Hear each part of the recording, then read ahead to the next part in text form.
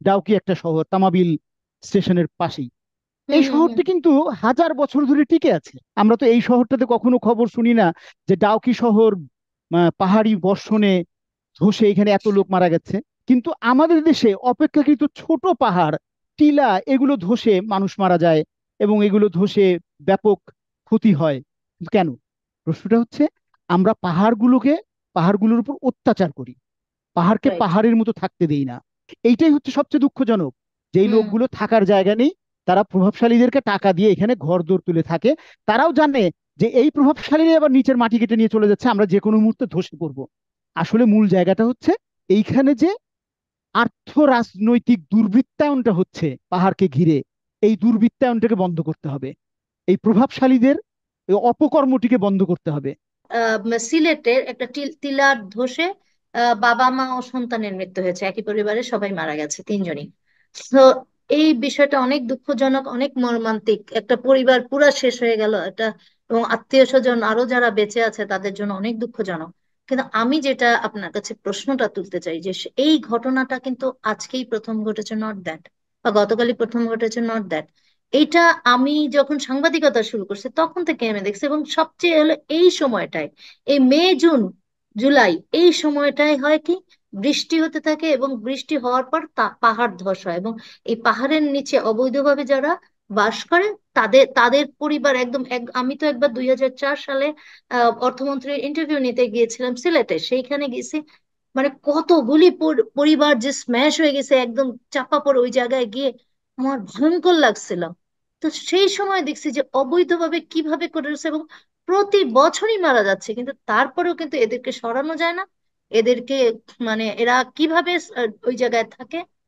মানে এই বিষয়গুলো আপনার দৃষ্টি আকর্ষণ করছি, সেলিম ভাই প্লিজ। বিষয়টি খুবই দুঃখজনক যে প্রতি বছর এইভাবে পাহাড় ধসে মানুষ মারা যায়। এটা সিলেটে হয়, চট্টগ্রামে হয়, রাঙামাটিতে হয়, এবং পাহাড়ি অঞ্চলগুলোতে এটা সবচেয়ে বেশি হয়। তো এই প্রসঙ্গে যাওয়ার আগে আমি একটি ব্যক্তিগত অভিজ্ঞতা শেয়ার করতে চাই।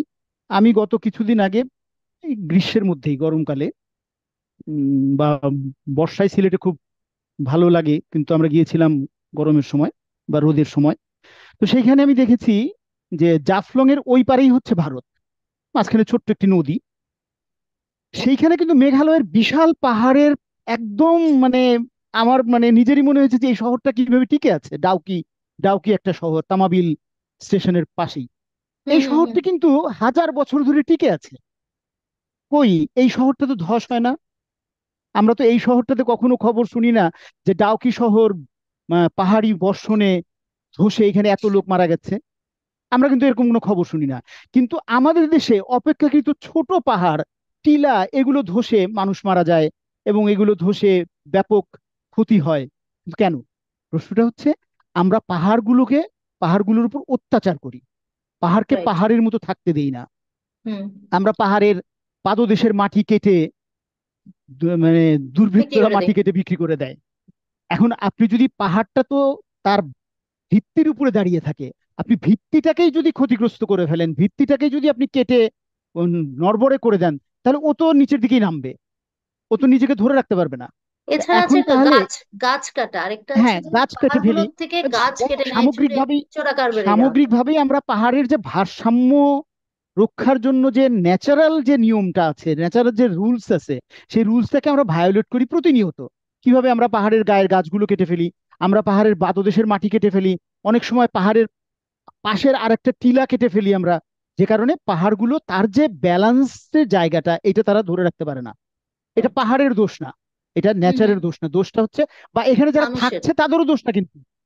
এখানে যারা থাকছে, গরিব মানুষ যারা, এবং এই গরিব মানুষগুলো কিন্তু বিনা ভাড়ায় থাকে না ওই পাহাড়ে, তারা থাকে, প্রতি মাসে একটি টাকা দিতে হয় ওইখানকার প্রভাবশালী লোকদেরকে। এই প্রভাবশালীদের, ইয়েস প্রভাবশালী রাইট। লোকরা বেশিরভাগই রাজনৈতিক ছত্রছায়ায় পাহাড়গুলোকে ভাড়া দেয় এই সমস্ত লোকগুলোর কাছে।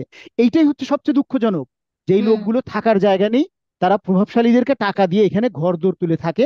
তারাও জানে যে এই প্রভাবশালীরা আবার নিচের মাটি কেটে নিয়ে চলে যাচ্ছে, আমরা যে কোনো মুহূর্তে ধসে পড়বো। তা হুম। এখন বিষয় হচ্ছে যে আপনি প্রকৃতিকে প্রকৃতির মতো থাকতে দেবেন না, সেইখানে আপনি দুর্বৃত্তায়ন করবেন, রাষ্ট্রীয়ভাবে করবেন এবং রাষ্ট্রীয় পৃষ্ঠপোষকতায় অন্যদেরকে দিয়ে করাবেন।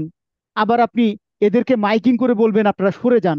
তারা সরে যাবে কেন? তারা তো টাকা দিয়ে থাকে ওইখানে। আমি যদি এই প্রশ্নে যাই, তারা তো মাগনা থাকেন না ওইখানে। হুম আমরা খবর মাঝে মাঝে দেখি এদেরকে পুনর্বাসন করা হয় না। না না, এদেরকে পুনর্বাসনের কোনো দরকার নাই তো। তাহলে ডাউকি শহর কি পুনর্বাসন হতে পারে না? ডাউকিতে এরকম হাজার বছর ধরে ডাউকির এত মানুষ কেমনে আছে ওইখানে? হুম সেটা হুম একটা হুম। মোটামুটি একটা রাইট। আধুনিক শহর। শহরটা তো আছে, এবং সেই শহরটা আরো খাড়া, আরো অনেক উঁচু পাহাড় সেইটা, তার নিচেই নদী। হুম ওই হুম হুম। সেখানে তো মানুষ সরে যাচ্ছে না, মানুষ মারা যাচ্ছে না। তাহলে আমাদের কেন? আসলে মূল জায়গাটা হচ্ছে এইখানে যে আর্থ রাজনৈতিক দুর্বৃত্তায়নটা হচ্ছে পাহাড়কে ঘিরে, এই দুর্বৃত্তায়নটাকে বন্ধ করতে হবে। এই প্রভাবশালীদের এই অপকর্মটিকে বন্ধ করতে হবে। এইটা না করলে প্রতি বছরই রিনভি আমাদের শুনতে হবে পাহাড় ধসে এতজন মারা গেছে, পাহাড় ধসে একই পরিবারের এতজন মারা আছে। আমরা উহ আহ করব, আবার পরের বছর একই কাণ্ডই ঘটবে। এটার পুনরাবৃত্তি হতেই থাকবে। মূল জায়গাটা হচ্ছে ওই আর্থরাষ্ট্রিক দুর্বৃত্তায়নটা বন্ধ করা, যে পাহাড়কে পাহাড়ের মতো নিরাপদে থাকতে দাও। এক্ষেত্রে আমি আরেকটি উদাহরণ দেই। রিসেন্টলি সাজেকে পাহাড় কেটে ইয়া বানানো হয়েছে, সুইমিং পুল পুল বানানো হয়েছে। আপনি হুম। নিশ্চয়ই জানেন যে এই সাজেক বা ওই অঞ্চলের পাহাড়ি মানুষজন মানে 3 ঘন্টা 4 ঘন্টা বসে ওই ঝিনুক দিয়ে সেচার মতো করে পানি তুলে তুলে তুলে তুলে তারা 2 লিটার 3 লিটার খাবার পানি সংগ্রহ করে। হ্যাঁ, সেই অনেক জায়গায় কষ্ট। পর্যটন বিলাসিতার আপনার দরকার হলো যে সেইখানে আপনি সেনা সুইমিং পুল। উদ্যোগে সুইমিং সুইমিং পুল বানাচ্ছেন।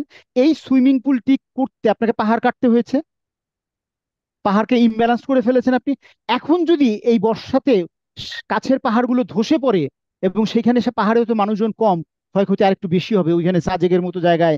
হয়তো আপনার সেই উপজাতীয়রা কম সংখ্যায় বসবাস করে। হ্যাঁ, সেখানে সেই উত্তরটা কি দিবেন আপনি? এই যে জায়গাগুলো আমরা তৈরি করছি, দোষটা তো যারা থাকছে তারা, তারা তো বাধ্য হয়ে থাকে, তারা তো গরিব মানুষ, তাদের থাকার জায়গা নাই। দোষটা তাদেরকে আপনি মাইকিং করে এক রাত্রে বলবেন কালকে ভারী বর্ষা হবে আপনারা এখনই সরে যান। এটা কি সম্ভব তাদের পক্ষে? আজকে আপনাকে আমাকে যদি বলা হয় সকালবেলা যে আপনি বাসাটা ছেড়ে দেন কালকের মধ্যে, আমার আপনার পক্ষে কি সম্ভব? কারো পক্ষে তা সম্ভব তাদের না। পক্ষে তাদের পক্ষে তো আরো সম্ভব না, কারণ থাকার মধ্যে ওইটুকুই আছে তাদের।